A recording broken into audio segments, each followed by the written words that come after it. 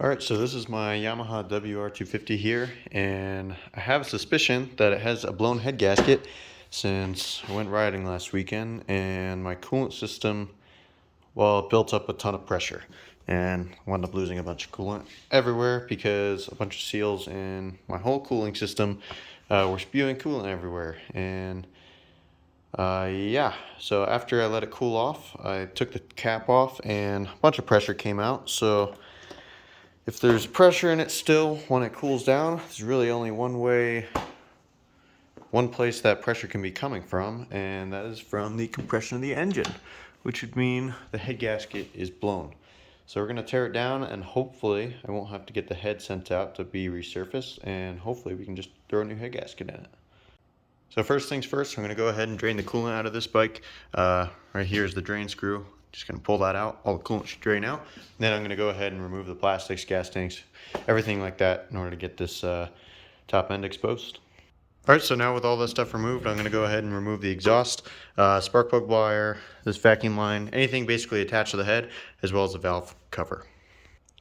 So now with everything removed, I'm going to go ahead and take off these two camshaft retainers. You can see there's a bunch of bolts on top of here, and we want to loosen these evenly in a star-shaped pattern. That way we don't bend or warp these camshaft retainers.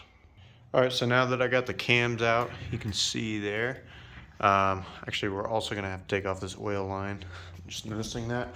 But come around here, you can see I have the timing chain held up by a piece of wire here. You want to make sure that doesn't fall down in there because that can be a pain to get out. Not too hard. You can use a magnet on a stick to get it out. But yeah, so you want to secure that. And then in order to get the head off, once everything else is disconnected and you have the timing chain off, we can remove the cylinder head bolts. So see, there should be two in here, and then there's two on the other side. We're going to go ahead and remove those, as well as these bottom ones.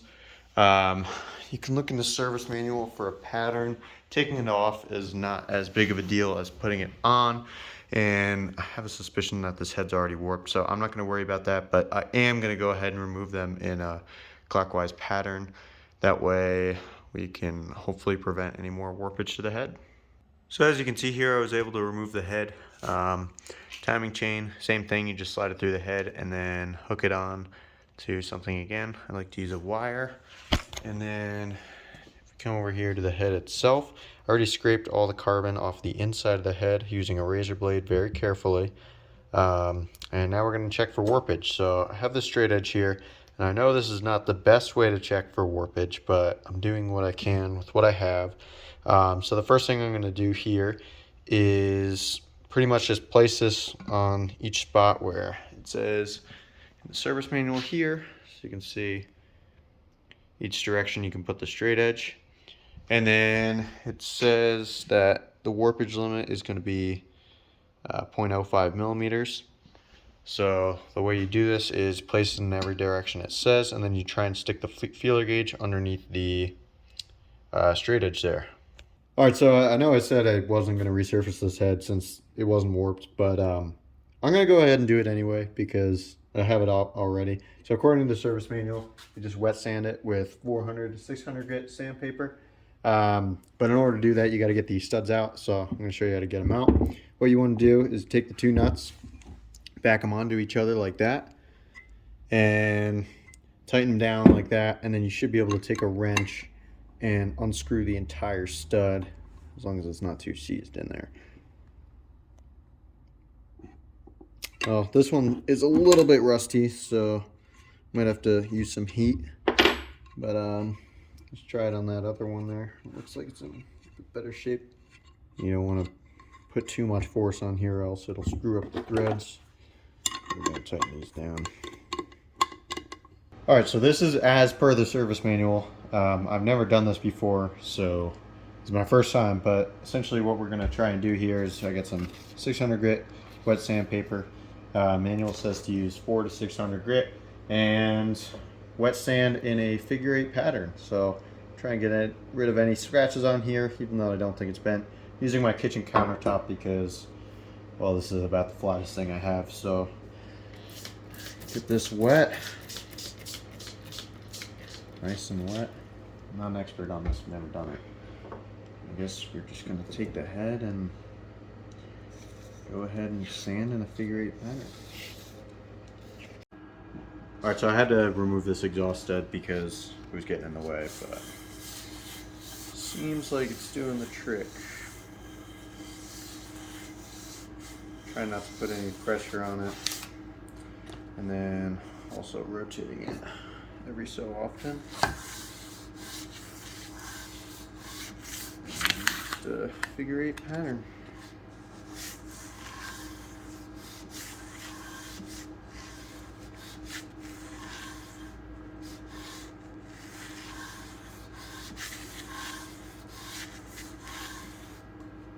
Alright, so this is before on the cylinder, or the bore itself.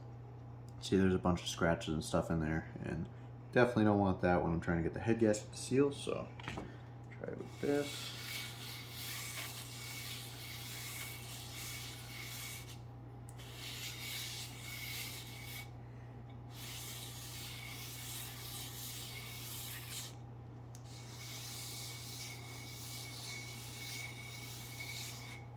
Just rotating it slightly as I make this figure-8 pattern. As you can see, it's cleaning up super nicely.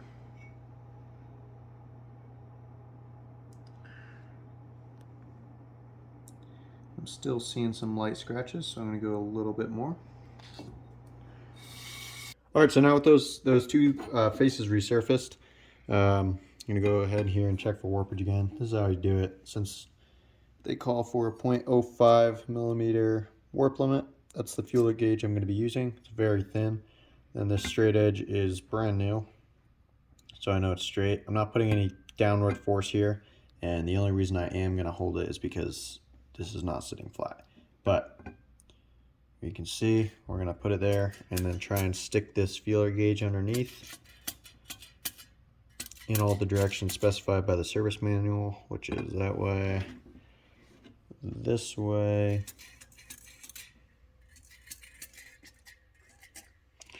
and every corner.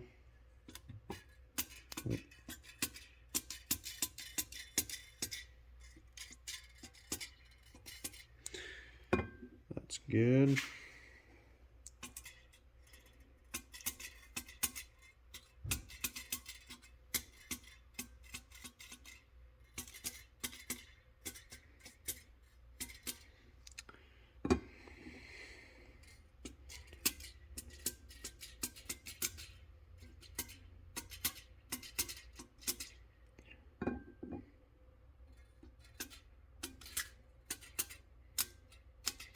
So it's good. Doesn't look like we have any warpage there.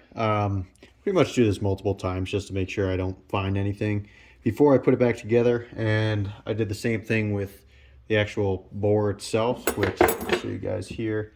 That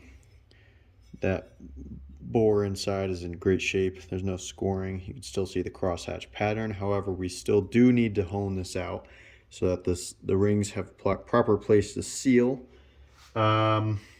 And I guess we'll check the ring gap as well. Alright, so I went to the dealer and actually got a new set of piston rings for this thing just because I already have it taken apart. And why not throw some new rings in here? So the way you get these old ones off is pretty much just, you just want to walk them up. I already took the 2 compression rings off. As you can see there, they're not in there. And right now, just these oil ring ones are super easy and a lot more flexible.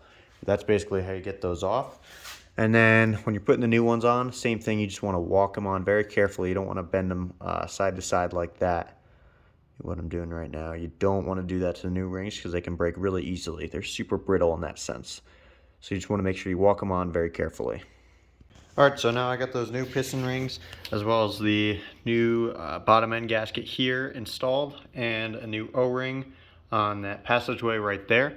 Those rings are oriented, those ring gaps I guess I should say, in the correct pattern, which we know from the service manual here. So you can see we want to install the actual compression rings with the T on top, and then over here we can see the different orientations of the actual ring gaps. So you can pause the video and see those if you need. But since those are on, we're going to go ahead and throw the bore on. These bores have a tapered edge at the bottom here. I'm going to clean everything one last time and then apply oil to the cylinder walls. But these cylinders on these on these types of engines have a tapered bottom.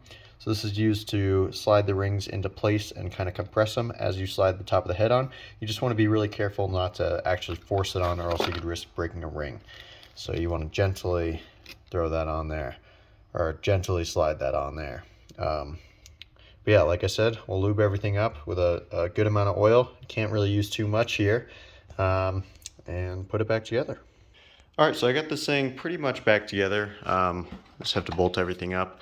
But yeah, it's pretty much the same as taking everything apart. Really the key is just to use a torque wrench and make sure you follow the service manual in terms of the order you torque stuff in and what exactly you torque everything to. And then the timing, which is extremely important. So I'll come over here and show you guys. There's 2 gears underneath here, and then there's going to be 2 dots that you need to line up on each gear.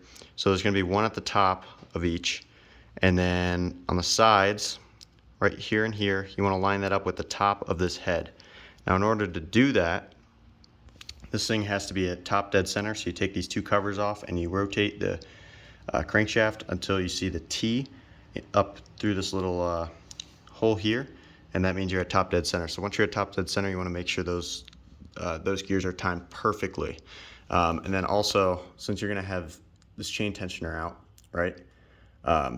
Once you think you get it, you want to push in and put tension on the timing chain. That way, you know for sure, if anything moves or whatever, that it's still timed correctly.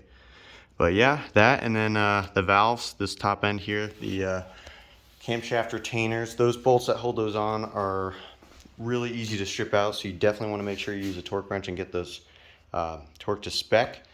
But if you do strip one out, don't panic. You can use a Healy coil to repair the thread. And if you don't know what that is, there's plenty of YouTube videos on how to do that. But you basically drill it out and put a Healy coil in there, and you should be able to repair the head. But since we have new rings in here and we just hone the cylinder, we're going to want fresh oil for when we start it. So in order to do that, we're going to do an oil change and remove this bolt on the top of the oil tank here. And let's see here, the drain right here, and on the side of the case right here. That way we can get the oil out, and then we're also going to do a filter, so we'll drain it through this hole and then take the filter out and replace that.